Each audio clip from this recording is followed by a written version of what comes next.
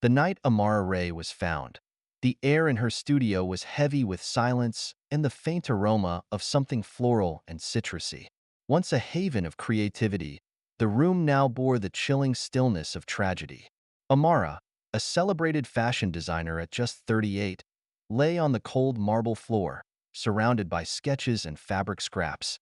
Her poised and commanding presence was reduced to a lifeless figure, a single slip of paper clutched in her hand. The note read, "The betrayal smells sweetest."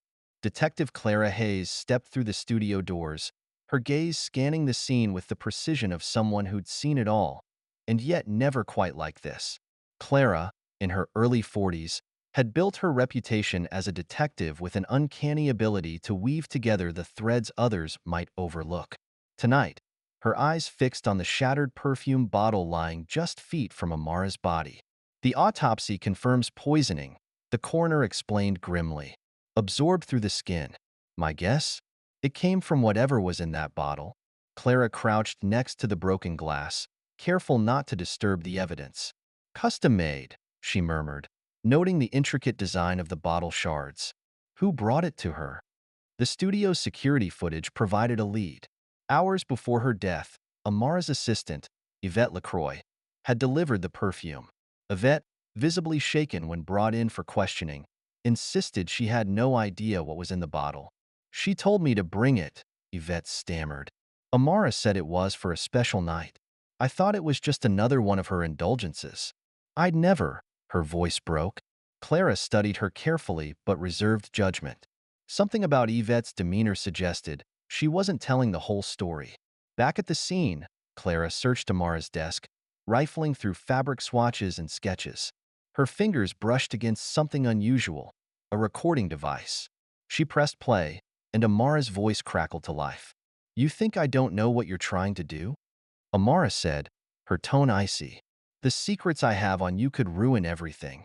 Another voice responded, sharp and full of tension. You don't know what you're talking about. Stop digging, Amara. You'll regret it. The recording ended abruptly, leaving Clara with more questions than answers. The argument hinted at a dangerous game Amara had been playing, one that had ultimately cost her life. As the scent of the shattered perfume lingered in the air, Clara realized this was no simple crime of passion. It was something darker, something calculated. She had to unravel the secrets Amara had unearthed, secrets that had proven deadly. The note, the perfume, the cryptic recording. Each clue pulled Clara further into a web of betrayal where nothing, not even the air around Amara, was as it seemed. The recording replayed in Detective Clara Hayes' mind as she reviewed the case notes late into the night. The secrets I have on you could ruin everything. The words rang with a sinister weight, and Clara couldn't shake the feeling that Amara Ray had uncovered something, or someone, that made her a target. The following morning, Clara visited Amara's ex-boyfriend, Lucas Hart, a chemist with a reputation for brilliance and volatility. Their breakup years ago had been the talk of the fashion world. Fiery, messy, and laced with accusations of infidelity. Lucas was still nursing the wounds, it seemed, as Clara found him in his cluttered home lab, surrounded by vials and beakers. The toxin in the perfume, Clara began, matches a compound registered to a lab you're contracted with. Care to explain that? Lucas scoffed, leaning against the counter. You think I killed her? I haven't seen Amara in years. And why would I waste my time creating a poison when she's already poisoned enough people's lives? Then how did your compound end up in her perfume? Clara pressed. Lucas hesitated, his expression tightening. I don't know. That formula isn't exactly locked away, you know? Anyone with access to the lab could have taken it. I didn't kill her, detective, but I won't pretend I'm shedding tears either. Clara noted his defensiveness but moved on.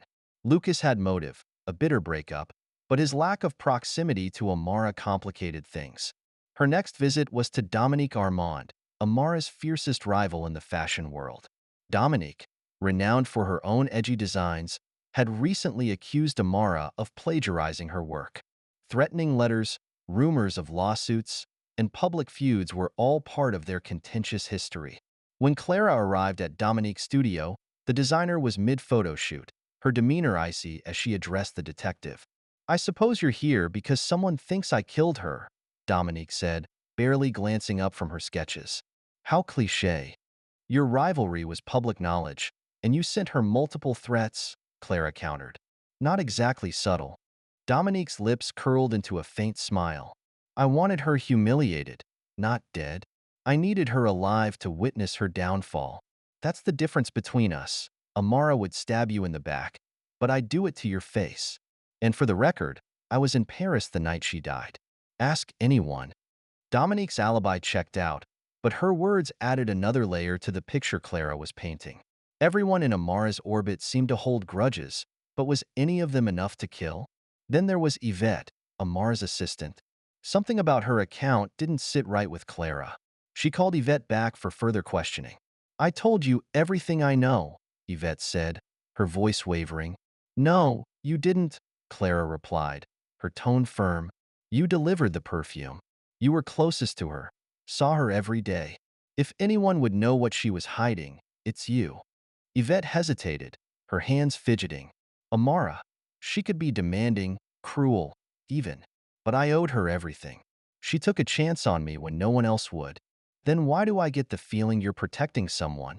Clara asked. Yvette froze but said nothing. Clara let the silence hang, then leaned closer. You're not a suspect yet, but if I find out you've been lying, that changes. What was she working on that made her so paranoid? Yvette sighed, finally breaking. She was planning something big, a design deal, bigger than anything she'd done before. She kept saying it would change the industry, that it was going to make her untouchable. Did she mention who she was working with? Clara asked. Yvette shook her head. No, but she had this recording device in her desk. She used to keep tabs on her meetings. She was paranoid, said people were always trying to steal her ideas. Clara thought of the recording she'd already listened to. Secrets that could destroy lives. Who was the other voice on the tape? The next lead came from the forensics team. Traces of the perfume had been found on Amara's wrist, indicating she'd applied it herself. That suggested she didn't suspect anything was wrong with the bottle, a detail that eliminated random tampering but pointed to someone she trusted. Clara stared at the timeline on her office wall, each thread in the case pulling tighter. Lucas had access to the toxin. Dominique had motive, but an airtight alibi. Yvette had proximity and secrets she wasn't sharing. And then there was the voice on the recording, warning Amara to stop digging. As Clara pieced together the fragments, one thing became clear. Amara's death wasn't just about rivalry or revenge. It was about control. Whatever secret she'd uncovered was dangerous enough to kill for. And someone, somewhere, was desperate to make sure it stayed buried. The recording echoed in Clara's mind as she sifted through the growing pile of evidence. Amara's chilling words, "The secrets I have on you could ruin everything," felt like a breadcrumb left behind by a woman who knew her time was running out. But the question remained. What secret was worth killing her over? The forensic analysis of the shattered perfume bottle yielded a crucial clue. The toxic substance had been injected into the bottle after it was manufactured. That meant the killer wasn't just someone with access to poison, but also someone who had intimate knowledge of Amara's preferences and routine. Clara turned her attention to Stefan Ray, Amara's estranged younger brother. Stefan had been caught up in a series of legal battles over their late parents' estate, most notably the family inheritance. He had been excluded from much of the fortune due to Amara's influence, a decision that had left him bitter and financially unstable. Confronting Stefan in his modest downtown apartment, Clara cut straight to the point. You argued with Amara shortly before her death. What was it about? Stefan leaned back in his chair, his expression unreadable. She was planning to sell a design, one our mother had worked on before she died. She didn't care what it meant to the family legacy, just saw dollar signs. Selling it would have excluded you from any profit, wouldn't it? Clara asked, her tone sharp. Stefan scoffed. You think I killed her over money? I might have hated her, but murder? That's not me. Check your little list of suspects again. Clara noted his resentment, but didn't press further. Stefan had motive, but the venom in his voice was laced with frustration, not fear. Still, he stayed on her radar. The investigation shifted focus back to Yvette when a startling discovery was made. A hidden stash of nearly identical perfume bottles was found in her apartment. The bottles were meticulously arranged, each one labeled and stored as if part of a private collection. Yvette, now visibly trembling during her next interrogation, denied involvement in the poisoning. "I didn't tamper with anything," she cried. "I was testing formulas for Amara. She wanted something unique for her next line, so I experimented at home. That's all it was." "But why keep it from us?" Clara asked. "Why hide them?" "I was afraid it would look bad," Yvette admitted. "Amara didn't like people knowing I was involved in her creative process. She liked to take all the credit." Clara leaned in, her voice low and deliberate. "Yvette, if you're lying, you're risking everything. If this wasn't your doing, then who was it? Who had the means to inject that poison without her suspecting a thing?" Yvette hesitated, her eyes darting to the floor. "It could have been Dominique," she whispered. "Amara trusted her assistant once, back when they were younger. Dominique could have known how to get to her." Clara noted the deflection, but still wasn't convinced Yvette was innocent. Meanwhile, the forensic team uncovered another lead. Payment records revealed a substantial deposit made to an anonymous account just days before Amara's death. The deposit came from Dominique's business account. When Clara confronted Dominique about the transaction, she didn't deny it. "I paid someone to get dirt on her," Dominique admitted. "I wanted leverage, something to shut her down after the plagiarism accusations. But poisoning her? That's not my style. I wanted her humiliated, not dead." As Clara dug deeper, a startling realization began to emerge. The voices on the recording from Amara's desk weren't just two angry adversaries. There was a third figure in the shadows, someone orchestrating everything, someone who wanted Amara silenced. Clara replayed the recording, now listening for the subtle nuances. A faint shuffle in the background, a muffled whisper. She isolated the audio and sent it for enhancement, hoping to identify the mystery figure lurking behind the argument. Then came the break she needed. The enhanced recording revealed a snippet of conversation. "We'll finish this tonight," a male voice said. The voice belonged to Stefan. Clara revisited Stefan, armed with the new evidence. "The recording places you at her studio the night of her death," she said. "So don't bother lying." Stefan exhaled sharply, his bravado crumbling. "Yes, I was there.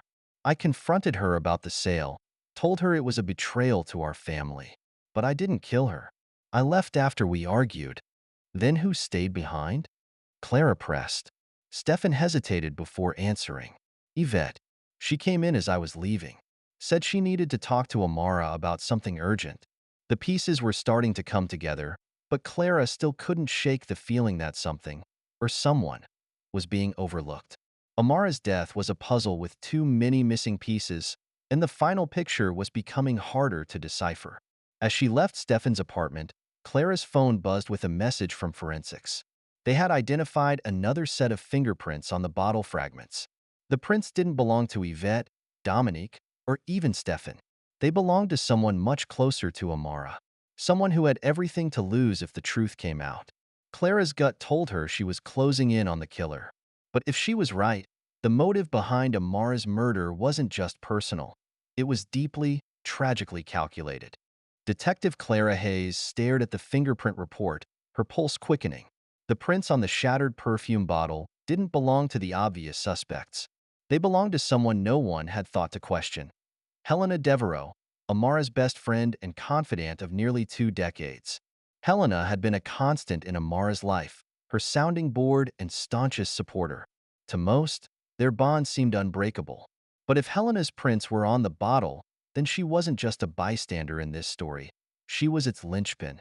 Clara tracked Helena down at her chic downtown gallery, where the woman greeted her with a warm but wary smile. "Detective," Helena said, "to what do I owe the pleasure?" "I have a few questions about your relationship with Amara," Clara replied, her tone neutral. Helena's smile faltered. "I've already told you. I adored her. We were like sisters." Clara studied her closely. "Yet your fingerprints were found on the perfume bottle that killed her." Helena froze, her face draining of color. "That's impossible. I never touched that bottle." "You're lying," Clara said, her voice sharp. "We know Amara planned to sell an unreleased design. A design she once said the two of you worked on together. She was cutting you out, wasn't she? Helena's composure cracked. Her hands trembled as she lowered herself into a chair. She wasn't just cutting me out, Helena said bitterly. She was stealing from me. That design was ours, something we created years ago, back when we were struggling to make a name for ourselves. But as soon as she got big, she claimed it was hers alone. And the perfume? Clara pressed. Helena's voice grew colder. It was meant to be a reconciliation. I told her I wanted to make amends, to put the past behind us. She trusted me enough to accept it. And why wouldn't she? I was her best friend. You poisoned it. Helena's eyes glistened with unshed tears. I didn't want it to end this way. But when I found out she was selling the design and excluding me completely, I saw red. She was going to make millions off our work while I got nothing. It wasn't fair. Clara leaned forward, her voice cutting through the tension. You planned this. You knew she'd wear the perfume without question because it came from you. Helena nodded, her face a mixture of defiance and despair. I just wanted her to know how it felt, to lose everything, like she made me lose. I never thought. I didn't mean to. You didn't mean to kill her? Clara finished. Helena, you didn't just take her life. You shattered everything around her. As the weight of her confession settled in, Helena buried her face in her hands. I loved her, she whispered, but she betrayed me, and I couldn't forgive her for that. Later that evening, Clara returned to her office, the case finally closed. The perfume bottle, a symbol of reconciliation turned weapon, sat sealed in an evidence bag. It was a stark reminder of how deeply betrayal could cut. Amara's murder hadn't been about rivalry or jealousy alone. It was about trust shattered and friendship turned sour. As Clara filed the final report, she thought of Amara's note. The betrayal smells sweetest. A scent of forgiveness had become a scent of death, and no one in Amara Ray's orbit would ever breathe easy again.